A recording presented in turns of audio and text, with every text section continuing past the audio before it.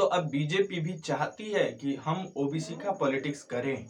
सिर्फ हिंदुत्व, सनातन, हिंदू, झंडा, इस पे काम नहीं चलेगा। अब प्रश्न उठता है कि योगी आदित्यनाथ को हटाना क्या इतना आसान है? नमस्कार, मैं रंजन यादव, मेरे इस यूट्यूब मंच पे आपका स्वागत है। दोस्तों, मोदी जी का वक्त खराब चल रहा है या फिर ग्रह नक्षत्र खराब चल रहा है, इसका तो अंदाजा या भविष्यवाणी हम नहीं कर सकते हैं।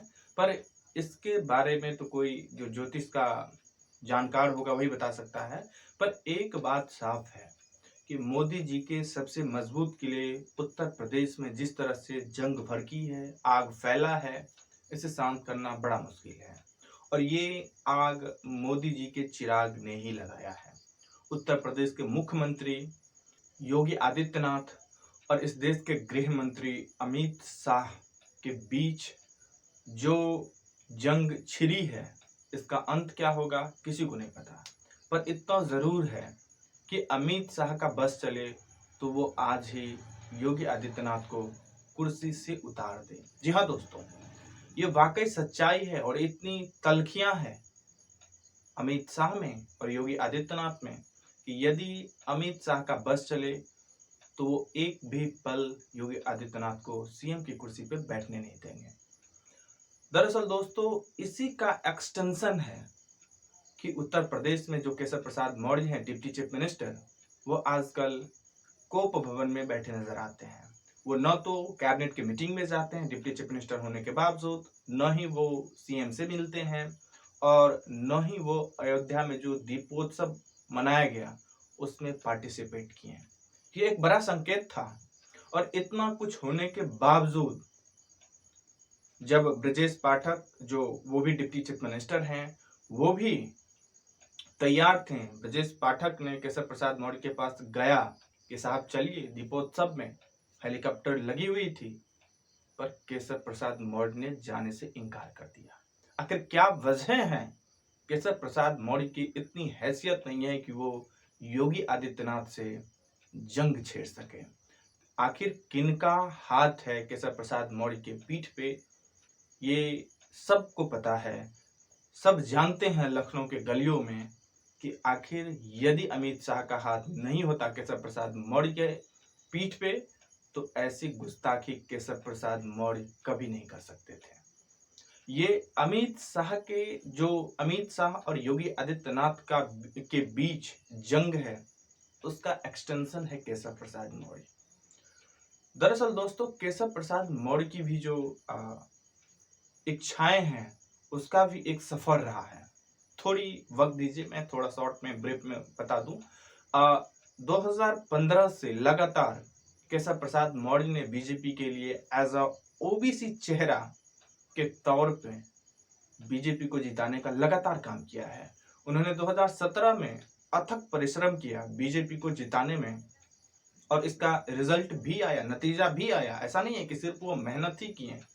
2017 में उत्तर प्रदेश विधानसभा में बीजेपी को 2/3 से भी ज्यादा सीटें मिली। और जब सरकार बनाने की बारी आई, सीएम बनने की वक्त आया, तो जो दिल्ली से प्लेन आई लखनऊ की तरफ, उसमें योगी आदित्यनाथ था। कुछ लोग जो करीब से केशव प्रसाद मौर्य को जानते हैं, वो तो इतना तक कहते हैं कि केशव प्रसाद मौर्य बेहोश भी हो गए थे, बदहवास हो गए थे, कि इतना मेहनत करने के बाद भी यदि हमें सीएम नहीं बनाया गया तो फिर हम इतना मेहनत ही क्यों किए। अपने समाज से हम गद्दारी नहीं कर सकते हैं, अपने समाज के साथ हम धोखा किए हैं। ये गिल्टी उनके अंदर है कि जिस ओबीसी कम्युनिटी को ये भरोसा दिला के हम लाए हैं कि ओबीसी समाज से ही कोई सीएम बनेगा, आज उसको हम क्या जवाब देंगे। और लंबे वक्त से केशव प्रसाद मौर्य सीएम बनने का ख्वाब देख रहे हैं, मन में इच्छाएं पल रही हैं, और अभी जो वक्त आया है इसमें केशव प्रसाद मौर्य भी चाहते हैं कि हम अपनी इच्छा को भी पूर्ति कर लें। एक तरफ अमित शाह चाह रहे हैं कि योगी आदित्यनाथ को सीएम की कुर्सी से हटाएं, दूसरी तरफ केशव प्रसाद मौर्य चाहते हैं कि हम सीएम बने। और केशव प्रसाद मौर्य अमित शाह का आदमी है, तो इसलिए ये संभावनाएं प्रबल हो जाती है कि केशव प्रसाद मौर्य जल्द से जल्द अब उत्तर प्रदेश के मुख्यमंत्री बन सकते हैं। पर एक चीज और जो दिल्ली में चर्चाएं चलती है अमित शाह और मोदी साहब के बीच, कि अभी वक्त ठीक नहीं है। अभी वक्त इसलिए ठीक नहीं है क्योंकि अगले 4-5 महीनों में लोकसभा चुनाव 2024 होने वाला है, और उसमें जिस तरह से उत्तर प्रदेश ने 2014 में और 19 में बीजेपी को वोट दी है, 2014 में 67 सीटें, 2019 में 72 सीटें, इस वजह से मोदी जी नहीं चाहते हैं कि खतरा मोल लें। इस वक्त यदि उत्तर प्रदेश बीजेपी में जंग छिड़ती है, बगावतें होती हैं, आग फैलती है, तो इसका असर कहीं न कहीं लोकसभा चुनाव 2024 पे पड़ेगा। इस वजह से मोदी जी चाहते हैं कि अभी योगी आदित्यनाथ को कुर्सी पे बने रहने दिया जाए। दूसरी तरफ अमित शाह चाहते हैं कि जितनी जल्दी हो योगी आदित्यनाथ को उतार के केशव प्रसाद मौर्य को सीएम के पद पे बिठाया जाए। दो चीजें यहां से निकल के आती है कि आखिर अमित शाह क्यों चाहते हैं कि जितनी जल्दी हो सके उतनी जल्दी योगी आदित्यनाथ को सीएम की कुर्सी से उतारा जाए। और एक और चीजें जो आती है कि आखिर अमित शाह और योगी के बीच इतनी तल्खियां बढ़ी क्यों।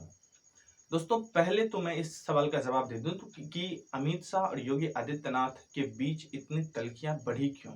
ये तल्खियां तब बढ़ी जब लखनऊ और उत्तर प्रदेश के दीवारों पे लिखा जाने लगा कि मोदी के बाद योगी। इस चीज से अमित शाह की इतनी बेचैनियां बढ़ी कि वो इसे बर्दाश्त नहीं कर सके, उनका पारा हाई हो गया। और यही जंग का सबसे बेसिक और मूल वजह है कि अमित शाह चाहते हैं कि मोदी के बाद सिर्फ और सिर्फ शाह होगा दिल्ली के गद्दी पे, लेकिन दूसरी तरफ योगी आदित्यनाथ चाहते हैं कि दिल्ली के गद्दी पे मोदी के बाद यदि कोई होगा तो वो योगी होगा। और इस वजह से चूंकि अमित शाह के पास अभी पूरी ताकत है, वो पूरे फॉर्म में है, और वो नहीं चाहते हैं कि 2024 में खुदा न खास्ते यदि बीजेपी हार जाती है, वो सरकार नहीं बना पाती है, तो वो मौका फिर नहीं आएगा कि योगी आदित्यनाथ को उसके कुर्सी से डिरेल किया जाए।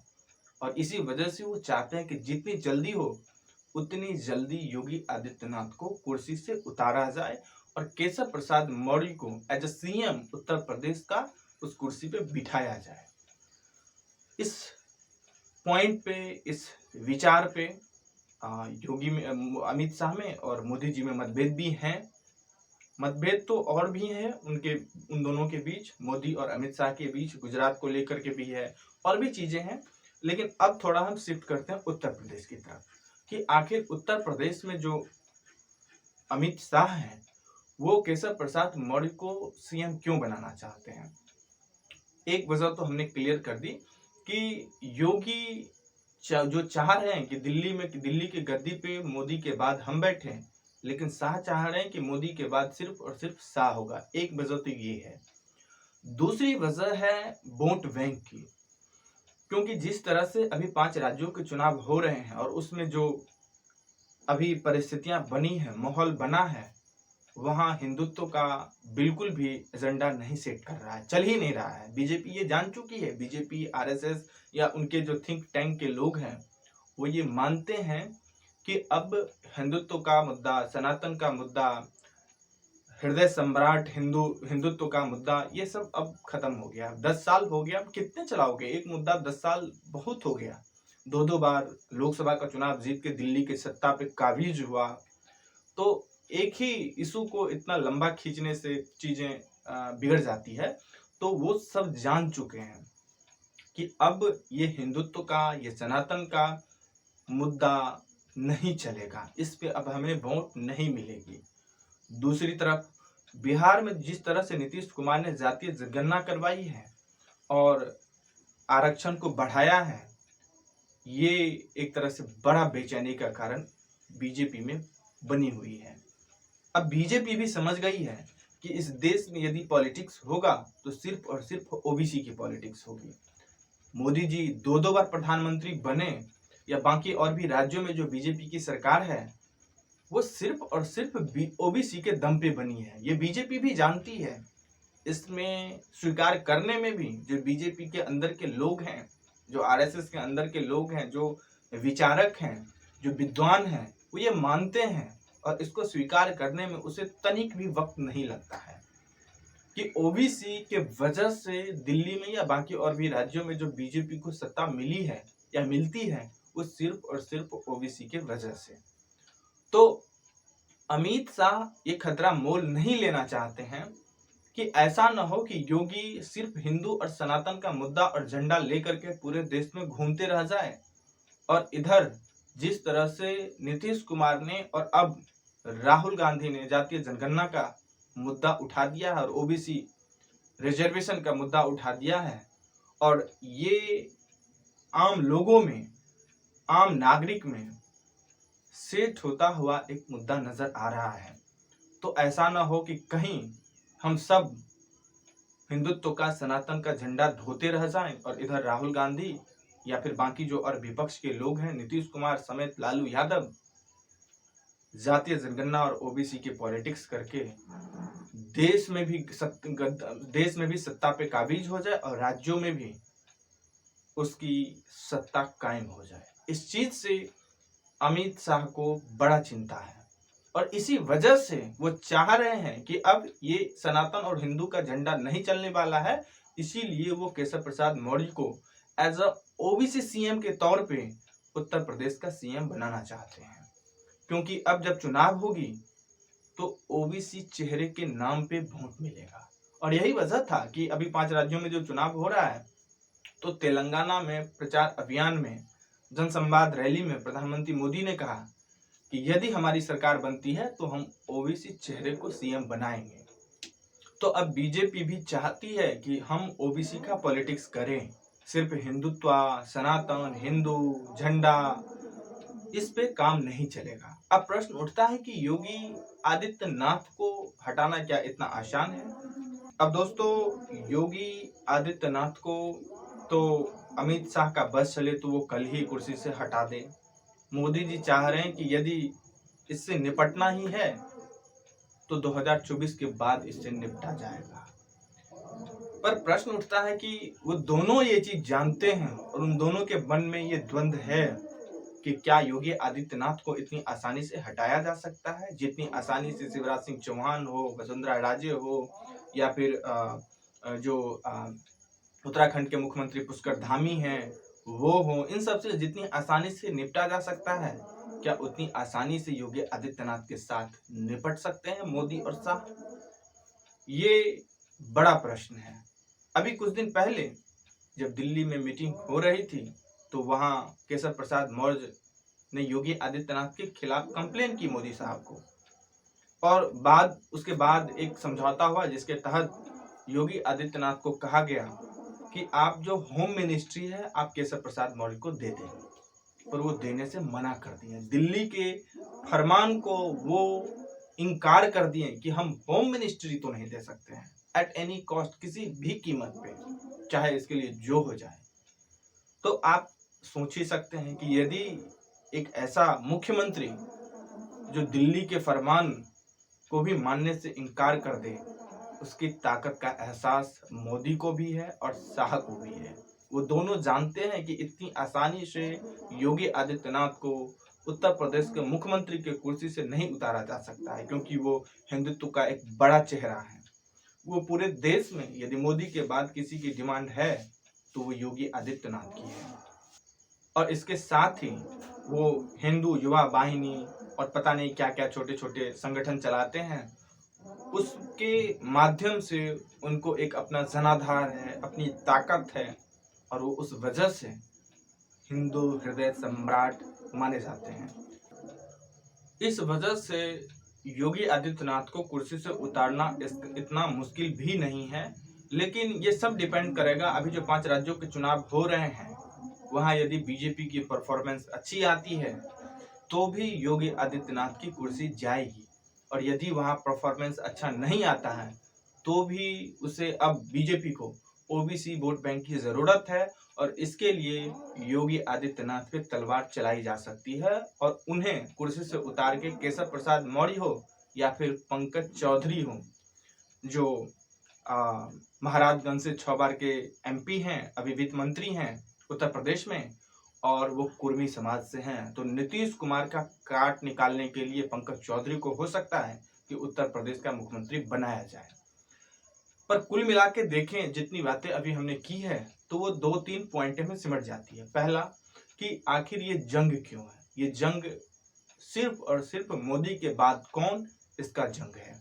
दूसरी कि योगी आदित्यनाथ जिस तरह से हिंदू और सनातन का झंडा लेके घूम रहे हैं, अब जातीय जनगणना और आरक्षण का मुद्दा पूरे देश में फैल चुका है और वो हिंदू और सनातन के झंडे पे अब चुनाव नहीं जीत सकते हैं, और ये बात अमित शाह और मोदी जानते हैं। इसीलिए उत्तर प्रदेश में, सबसे बड़े प्रदेश में, क्योंकि यदि उत्तर प्रदेश पे कब्जा होगा तो भी कोई भी व्यक्ति दिल्ली के गद्दी पे बैठ सकता है, इसलिए वो चाहते हैं कि उत्तर प्रदेश में एज अ ओबीसी चेहरे के तौर पे, चाहे वो केशव प्रसाद मौर्य हो या पंकज चौधरी हो जो वित्त मंत्री हैं उत्तर प्रदेश सरकार में, उसे सीएम बनाएंगे ताकि ओबीसी जो वोट बैंक है वो भरपूर मात्रा में बीजेपी को 2024 के लोकसभा चुनाव में मिले। अब दोस्तों, अभी की जो स्थिति है वो सब डिपेंड करेगी 3 दिसंबर पे। 3 दिसंबर को ये 5 राज्य मध्य प्रदेश, राजस्थान, छत्तीसगढ़, तेलंगाना और मिजोरम के चुनाव का नतीजा आने वाला है। उस पे ये सारा डिपेंड करेगा कि आखिर दिल्ली से लखनऊ की तरफ कौन सा चाल चली जाएगी और लखनऊ दिल्ली को कौन सा सबक सिखाएगा, ये सब निर्भर करेगा 3 दिसंबर को। आज बस इतना ही। अच्छा लगा तो प्लीज़ लाइक करें, शेयर करें, सब्सक्राइब करें, और आपकी जो राय इस मुद्दे से जुड़ी हो प्लीज़ कमेंट करके ज़रूर बताएं। धन्यवाद।